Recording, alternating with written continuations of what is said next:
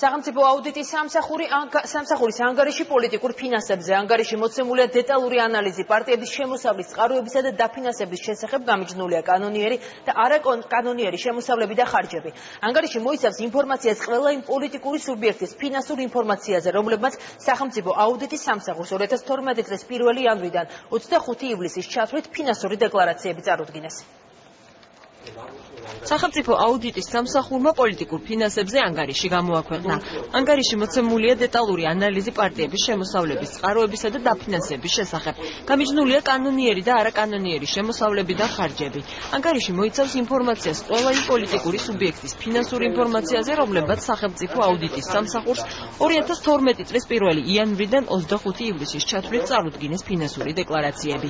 სახელმწიფო აუდიტის სამსახურის განმარტებით კვლევა მაჩვენა, რომ მოცემულ პერიოდში ქართულ პოლიტიკაში დიდი ოდენობით უკანონო შემოწირულობების შედინება მოხდა.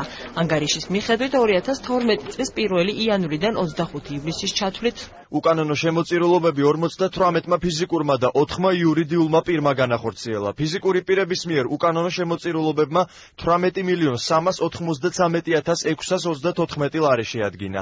დასკვნის მიხედვით 4-მა იურიდიულმა პირმა 100,572, 64,425, 59,969 და 1,600 ლარის ოდენობის უკანონო შემოწირულობები განახორციელა. ყველაზე მნიშვნელოვანი რაც იკვეთება ანგარიშის დასკვნის სახით არის ის, რომ ამ პერიოდში ქართულ პოლიტიკაში მოხდა განსაკუთრებით დიდი მოცულობით უკანონო შემოსავლის, უკანონო შემოწირულობების სახით შემოდინება, რაც კონცენტრირებულია მხოლოდ რამდენიმე პოლიტიკური გაერთიანების სასარგებლოდ. და ბუნებრივია, რომ ამავე პერიოდში გაწეული ხარჯები წარმოადგენს უკანონო შემოსავლები და უკანონო შემოწირულობებიდან მიღებული სახსრების ხარჯვას. ანგარიში მოცემულია პოლიტიკური დაფინანსების კანონიერი შემოსავლებიც. შემოწირულობები 23,542,100 ლარს, სახელმწიფოს მიერ გამოყოფილი თანხები 4,553,330 და სხვა შემოსავლები 1,522,653 ლარს შეადგენს.